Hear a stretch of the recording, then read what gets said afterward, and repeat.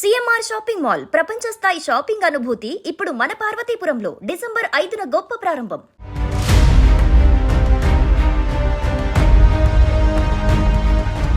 మీరు అద్దెంట్లో ఉంటున్నారా? అద్దెకి ఇల్లు తీసుకునే ప్లాన్లో ఉన్నారా? అద్దె ఇల్లు కావాలంటే 6 నెలల అడ్వాన్స్ కట్టాల్సిందేనా? ఓనర్ అడిగినంత ఇచ్చుకోలేక ఇబ్బంది పడుతున్నారా? అయితే మీకు గుడ్ న్యూస్. అద్దెదారుల జబ్బులకు చిల్లులు పడకుండా కేంద్రం అదిరిపోయే నిర్ణయం తీసుకుంది. అడ్వాన్స్ బాధుడికి ఓనర్ల పెత్తనానికి చెక్ పెడుతూ కొత్త రెంట్ రూల్స్ 2025 వచ్చేసాయి. అవేంటో ఇప్పుడు మీకోసం.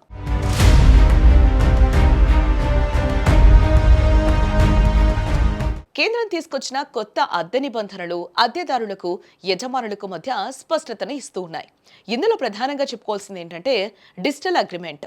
గతంలో లాగా మౌఖిక ఒప్పందాలు కానీ మామూలు స్టాంపు పేపర్ రాతలు కానీ ఇక మీదట చెల్లవు. అద్దె ఒప్పందం పూర్తిగా ఆన్లైన్లో డిజిటల్ స్టాంప్ కలిగి ఉండాలి.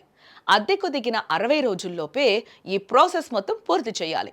దీనివల్ల రేపేదైనా గొడవ జరిగితే లీగల్ గా నిరూపించడం సులభం అవుతుంది. ఇక అందరినీ వేధించే సమస్య ఒకటి ఉంది. అదేంటంటే అడ్వాన్స్ అండ్ అద్దె పెంపు. మెట్రో సిటీలో 6 నెలల అడ్వాన్స్ అడగడం కామన్ అయిపోయింది. కానీ కొత్త రూల్స్ దీనికి చెక్ పెట్టాయని చెప్పుకోవచ్చు. నివాస గృహాలకు గరిష్టంగా 2 నెలల అద్దె మాత్రమే సెక్యూరిటీ డిపాజిట్ గా తీసుకోవాలి. అదే కమర్షియల్ కాంప్లెక్స్ అయితే 6 నెలల అద్దె తీసుకోవచ్చు. అలాగే అద్దెకు దిగిన 12 నెలల వరకు అద్దె పెంచకూడదు. ఒకవేళ పెంచాలి అని అనుకుంటే 90 రోజుల ముందే అద్దెదారుకు ఒక నోటీస్ ఇవ్వాలి ఓనర్.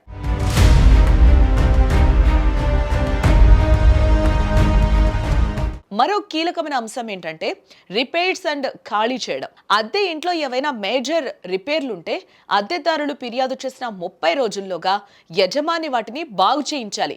లేదంటే అద్దెదారే ఆ పని చేయించుకొని ఆ ఖర్చును రెంట్లో మినహాయించుకోవచ్చు. ఇక ఇంటిని ఖాళీ చేయించే విషయంలో ఓనర్ల దౌర్జన్యం అస్సలు సాగదిక మీదటి నుంచి. నీళ్లు కరెంట్ కట్ చేయడం బెదిరించడం వంటివి చేస్తే అస్సలు కుదరదండోయ్. ఖచ్చితంగా రెంట్ ట్రైబ్యునల్ నుంచి లీగల్ ఆర్డర్ తేవాలి. ఏదైనా వివాదం ఉంటే ట్రైబ్యునల్ దానిని 60 రోజుల్లో ఖచ్చితంగా పరిష్కరించాలి.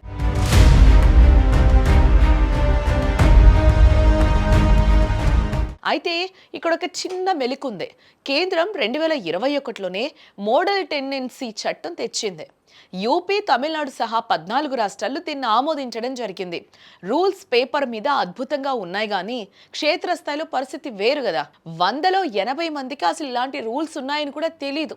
అడ్వాన్స్ రెంట్ నియంత్రణ కానీ ఆకస్మిక తొలగింపుల రూల్స్ కానీ ఎంతవరకు అమలవుతాయన్నది ప్రశ్నార్థకమే.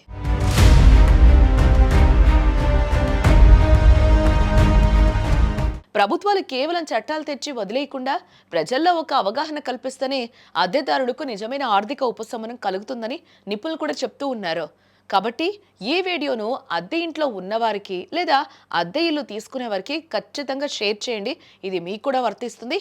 ఈ రూల్స్ పై మీ అభిప్రాయాన్ని కూడా కామెంట్ రూపంలో తెలియజేయండి.